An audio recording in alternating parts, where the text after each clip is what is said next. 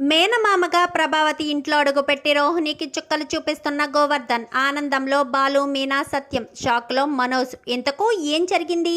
అసలు మేనమామగా ప్రభావతి ఇంట్లో అడుగు పెట్టడం ఏంటి? మరి రోహిణికి ఎలా చుక్కలు చూపిస్తున్నాడు గోవర్ధన్? అసలేం జరిగిందనేది వీడియోలో చూసి తెలుసుకునేద్దాం.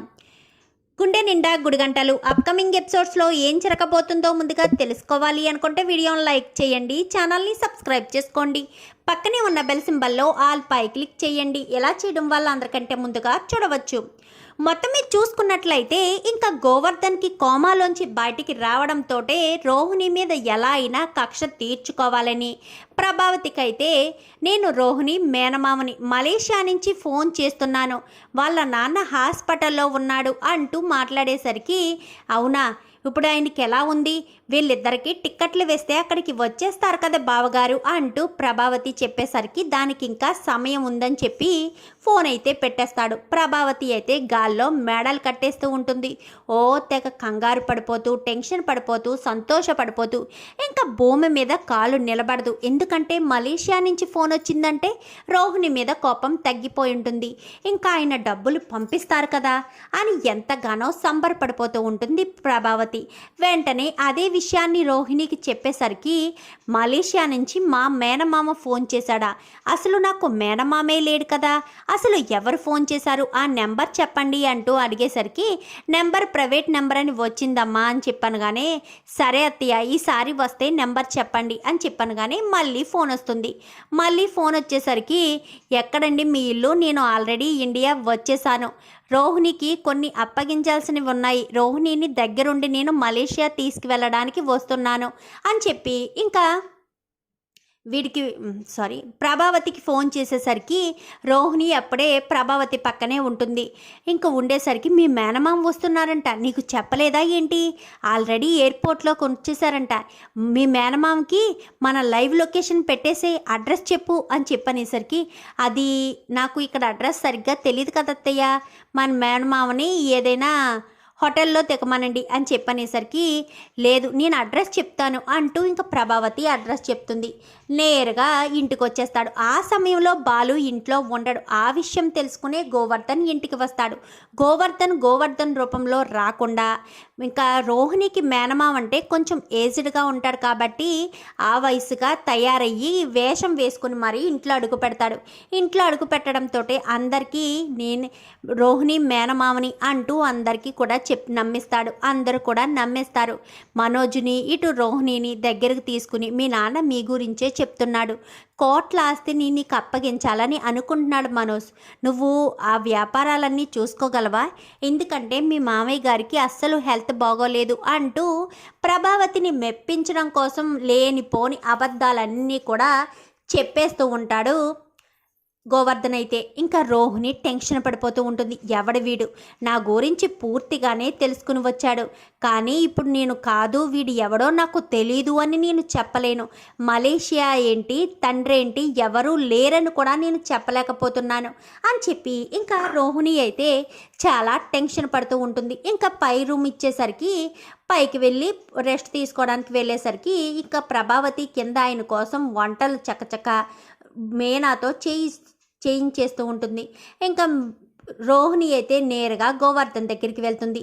ఎవడ్రా నువ్వు, నా గురించి అన్నీ తెలిసే ఇంట్లో అడుగు పెట్టావని తెలుసు, అసలు ఎవరు నువ్వు, నాకు అసలు మేనమామే లేడు, తండ్రి కూడా మలేషియాలో లేడు, అసలు నాకు తండ్రే లేడు, నేనేదో ఈ ఇంట్లో పెళ్లి చేసుకోవడానికి అబద్ధం చెప్పి ఇంట్లో అడుగు పెట్టాను, కానీ నువ్వేంట్రా అబద్ధం చెప్పి మళ్ళీ నువ్వు కూడా వచ్చావు అని చెప్పాను. కానీ ఓహో, అంటే నువ్వు అబద్ధం చెప్పి తప్పు చేసావని, పెళ్లి చేసుకున్నావని, నీకు పెళ్లి కాని అమ్మాయిలాగే వీళ్ళ ముందు కవరింగ్ ఇచ్చి ఇంట్లో కోడలుగా అడుగు పెట్టావన్న విషయం నీకు అర్థమైందన్నమాట అని చెప్పనేసరికి, ఎవడ్రా నువ్వు చెప్పసలు అని చెప్పాను. కానీ వెంటనే గోవర్ధన్ వేషం అది గెడ్డం తెల్లగడ్డం అన్నీ కూడా తీసేసరికి ఒక్కసారిగా రోహిణి షాక్ అయిపోతుంది. నువ్వా అని చెప్పాను. కానీ నేనే, నీ గురించి ఏ టు జెడ్ తెలిసింది నాకే కదా, నీ వల్ల నష్టపోయింది కూడా నేనే కదా, ఇటు నా భార్య నా పిల్లవాడు దూరం అయ్యాడు, అటు నా జాబు పోయింది, ఇటు నేను హాస్పిటల్లో ఉండి 2 లక్షల రూపాయలు బిల్లు కూడా చేయించుకున్నాను, ఇదంతా ఎవరి వల్ల నష్టం కలిగింది, నీ వల్ల నష్టం కలిగింది ఏంటి, నన్ను ఇంకా దెబ్బతీస్తావా ఆడదానివి నువ్వే నన్ను దెబ్బతీస్తావే. వెళ్ళు మీ అత్తగారికి నేను మీ మేనమామను కాదు గోవర్ధన్ అని చెప్పేస్తే ఏం జరుగుతుందో నీకు తెలుసు కదా. ఎందుకంటే నువ్వు నీ పెళ్లి విషయం చెప్పలేవు కదా. నీకు ఒక కొడుకున్నాడని, అసలు తండ్రే లేడని, మలేషియా లేదు, ఏమీ లేదు, నీకు తల్లి మాత్రమే ఉందని చెప్పగలేవు కదా. వేలు చెప్పు. అది నేను గోవర్ధన్ అన్న విషయం బయట పెట్టావంటే నేను ఈ విషయాన్ని బయట పెడతాను. ఒకరి కోసం ఒకరు చెప్పేసుకుందాం. ఎవరు ఎందుకు ఎవరిని మోసం చేయకూడదు కదా అని చెప్పాను. కానీ అసలు నీకేం కావాలి అనగానే నువ్వే కావాలి. ఆల్రెడీ నువ్వు అయిపోయి ఉంటావు. ఆల్రెడీ కొడుకు పుట్టేశాడంటే సెకండ్ హ్యాండ్ అయిపోయావు. ఇప్పుడు థర్డ్ హ్యాండ్ కూడా అయిపోయావు. ఇంకా సెకండ్ హ్యాండ్ అయిపోయింది. ఇద్దరు మొగుళ్ళని చూసేసావు. మూడో వాడిని నేనే కదా, నాతో కూడా గడిపేసే. ఇంక నిన్నేం మాట్లాడను, సైలెంట్గా వెళ్ళిపోతానని చెప్పాను. కానీ ఏం మాట్లాడుతున్నావురా, నీతో నేను గడపాలా, నాకు పెళ్ళయింది అని చెప్పాను. కానీ మొన్నటి వరకునేమో పెళ్ళి కుదిరింది అని చెప్పావు, ఇప్పుడేమో పెళ్ళయిందని చెప్తున్నావా. నీ ఇష్టం, ఎన్ని రోజులు కాలుతా అన్ని రోజులు నేను ఇక్కడే ఉంటాను. ఇంకా మీ అత్తగారిని రెచ్చగొడతాను. నిన్నే మీ అత్తగారు ఇద్దరిని కూడా మలేషియా తీసుకువెళ్ళమని నీకు చెప్పేప్పుడు వరకు చెప్తాను. అక్కడికి వెళ్తే ఏముంటుంది, మలేషియా ఎక్కడుందో కూడా నాకు తెలియదు. అక్కడికి వెళ్ళడానికి కూడా నా దగ్గర చిల్లిగవ్వలేదు. మరి నేను ఎక్కడుండాలి, అందుకే మీ ఇంట్లో తిష్ట వేశాను. వెళ్ళి మీ అత్తగారికి చెప్పు అని చెప్పనేసరికి అమ్మా రోహిణి అని చెప్పనేసరికి ఇంక ఈ లోపు మళ్ళీ తను గెటప్ మళ్ళీ మామూలుగా పెట్టేసుకుంటాడు గోవర్ధన్. ఇక్కడే ఉన్నావా, మీ మావయ్యతో మాట్లాడుతున్నావా, మీ నాన్న గురించి యోగక్షేమాల గురించి అని చెప్పాను. కానీ అవును అత్తయ్య అని చెప్పాను. కానీ అవును ప్రభావతి గారు అని చెప్పాను. కానీ ప్రభావతి గారు అని పిలవనవసరం లేదు బావగారు, ప్రభావతి అని పిలవండి చాలు అని చెప్పనేసరికి ఎందుకులేండి ప్రభావతి గారు అనే పిలుస్తాను. మర్యాద ఇచ్చి పుచ్చుకుంటేనే కదా గౌరవం నిలబడుతుంది. అసలే ఆడపిల్ల తరపు వాళ్ళం అని చెప్పనేసరికి అవును మీరు గొప్ప వాళ్ళే, మలేషియాలో ఉన్న మంచి మర్యాద అన్నీ మీకు తెలుసు. ఇదిగోండి మీరు చాలా దూరం నుంచి ప్రయాణం చేసి వచ్చారు కదా, జ్యూస్ తాగండి. ఇలాంటి జ్యూసులే మాకు కూడా రోహిణి తయారు చేసిస్తుంది అని చెప్పనేసరికి మా రోహిణి అంతే, అన్నీ కూడా హెల్త్ కాన్షియస్గా చేస్తుంది. అన్నీ కూడా చక్కగా ఉండాలి, ఏది కూడా తప్పు జరగకూడదు, నీతికి నియమానికి నిజాయితీకి మారుపేరు మా రోహిణి, అలా మా బావగారు పెంచారు అని చెప్పాను. కానీ అవును బావగారు నిజమే, రోహిణి అసలు ఎలాంటిది తప్పు చేయదు, చాలా నిజాయితీగా ఉంటుంది, అసలు అబద్ధం కూడా చెప్పదు అంటూ ఇంకా మాట్లాడుతూ ఉండేసరికి అవునవును సరే అయితే ఇంకా నేను వంట కార్యక్రమం చేసుకుని వస్తానండి అనగానే సరే వెళ్ళండి, ఆ పనిలో ఉండండి, నాకు అసలే చాలా ఆకలిగా ఉంది అని చెప్పనేసరికి సరే అని ఇంకా కిందకు వచ్చేస్తుంది ప్రభావతి. అయితే ప్రభావతి కిందకు వచ్చేసరికి ఏం చేయాలో అర్థం కాదు రోహిణికి. ఇప్పుడు నేను ఈ గండం నుంచి ఎలా బయటపడాలి, నా మొగుడికి చెప్దామంటే వాడో కసమర్థుడు అని చెప్పి అనుకుంటూ ఉంటుంది. ఇంకా రోజుకి ఇంకా గోవర్ధన్ గారు టార్చర్ పెరిగిపోతూ ఉంటుంది.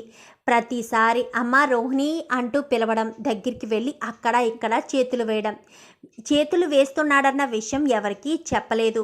ఇంకా వాళ్ళ మేనమామ గురించి ఇంకా ఏం చేయాలో అర్థం కాని పరిస్థితికి వచ్చేస్తుంది. ఇంకా బాలు 2 రోజులు గడిచిపోయిన తర్వాత ఇంటికి రానే వస్తాడు. ఏంటి ఇల్లంతా ఇలా కలకల్లాడిపోతుంది, మా ప్రభావతమ్మ లేదా ఏంటి, పుట్టింటికి కానీ మా నాన్న తన్ని తరివేశాడా అని చెప్పాను. కానీ ఎప్పుడూ నన్ను పుట్టింటికి పంపించేయాలనే కదరా చూస్తున్నావు. రోహిణి గురించి, రోహిణి వాళ్ళ మేనమామ మలేషియా నుంచి వచ్చాడు, పైగా వాళ్ళ నాన్నకు కూడా ఒంట్లో బాగోలేదంట. ఆ దేవుడి దయ వల్ల వాళ్ళ నాన్నకి ఏదైనా జరిగిపోయిందనుకో, అక్కడ ఉన్న బిజినెస్లు మొత్తం మనోజ్కే రాసిచ్చేస్తారు కదా, అప్పుడు నేను మనోజ్తో పాటు మలేషియా వెళ్ళిపోతానులే, అప్పుడు మీరంతా సంతోషంగా ఉండొచ్చు అని చెప్పాను. కానీ దిగమ్మ ప్రభావతమ్మ, దిగు, ఎక్కడికో పైకెక్కేసినట్టున్నావు, అక్కడి నుంచి పడిపోతే పీస్ అయిపోతావు, దిగు కిందకు దిగు అని చెప్పాను. కానీ ఏంట్రా కుళ్ళుకుంటున్నావా అని చెప్పాను. కానీ ఎవరు కుళ్ళుకుంటున్నారో ఎవరు ఏం చేస్తున్నారో అన్నీ తెలుస్తుంది కదా. సరే రోహిణి వాళ్ళ మేనమామ, అదే పార్లలమ్మ మేనమామ ఎక్కడున్నాడు, నన్ను తీసుకువెళ్ళాను. కానీ రారా అని చెప్పి ఇంకా అక్కడ తీసుకువెళ్ళేసరికి ఇంకా బాలు ఎగాదిగా కింద నుంచి పైదాకా చూస్తూ ఉంటాడు. వీడిని చూస్తుంటే ఎక్కడో వీడిని బాగా చూసినట్టుంది, కానీ వీడు రోహిణి వాళ్ళ మేనమామ ఎంత ముసలివాళ్ళ ఎందుకుంటాడు, ఇదేదో గెటప్ కావాలనే వేసుకున్నట్టుంది అని చెప్పాను. కానీ ఎవరండి ఇతను అని చెప్పనేసరికి వీడు నా కొడుకులేండి అని చెప్పాను. కానీ ఓహో మీ అబ్బాయేనా అని చెప్పాను. కానీ అవును, కర్మకాలి నా కడుపునే పుట్టాడు. మనోజ్ అంత గొప్పగా చదవలేదులేండి, మనోజ్ అయితే డిగ్రీల మీద డిగ్రీలు చదివి గొప్పవాడయ్యాడు అని చెప్పనేసరికి అవునండి చాలా గొప్పవాడయ్యాడు, ఉద్యోగం లేకుండా తిరుగుతూ చాలా గొప్పవాడయ్యాడు అంటూ మాట్లాడేసరికి ఉద్యోగం దేముందిరా, ఇప్పుడు అన్నయ్య గారి వ్యాపారాలన్నీ మనోజే కదా చూసుకోవాలి, బావగారు కూడా అందుకే వచ్చారు అని చెప్పాను. కానీ బావగారు ఎవరమ్మా అని చెప్పాను. మరి నాకు బావగారే కదా అవుతారు, మీ రోహిణికి మేనమామ అయితేను.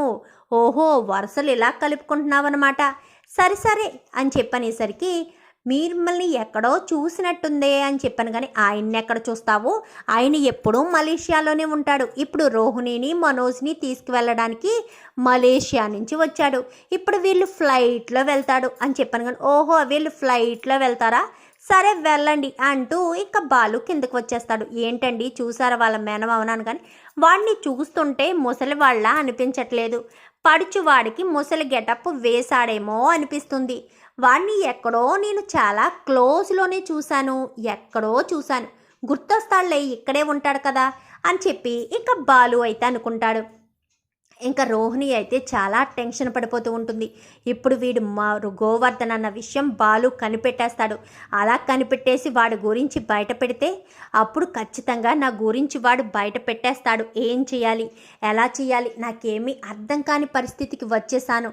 ఇప్పుడు నేను ఈ గండం నుంచి ఎలా బయటపడాలి, ఇన్ని రోజులు సంతోషంగా గడిచిపోతుంది కదా అనుకుంటే నా జీవితం వీడు కోమాలోంచి బయటికి వచ్చేసాడు. ఏంటో నాకు దినదినం గండంలా ఉంది అని చెప్పి రోహిణి అయితే టెన్షన్ పడుతూ ఉంటాడు. మరి గోవర్ధన్ మీద అనుమానం కలిగిన బాలు వాడు గోవర్ధన్ అన్న విషయం తెలుసుకుంటాడా, మరి అలా తెలుసుకుని బయట పెడితే రోహిణి గురించి గోవర్ధన్ బయట పెట్టేస్తాడా లేక బయట పెట్టడా, అసలు ఏం జరగబోతుంది అనేది రాబోయే ఎపిసోడ్స్లో చూసి తెలుసుకునేద్దాం. మా వీడియో కనుక మీకు నచ్చినట్లయితే వెంటనే లైక్ చేసి మా ఛానల్ని సబ్స్క్రైబ్ చేసుకుని పక్కనే ఉన్న బెల్ సింబల్లో ఆల్ పై క్లిక్ చేయండి. ఎలా చేయడం వల్ల అందరికంటే ముందుగా చూడవచ్చు.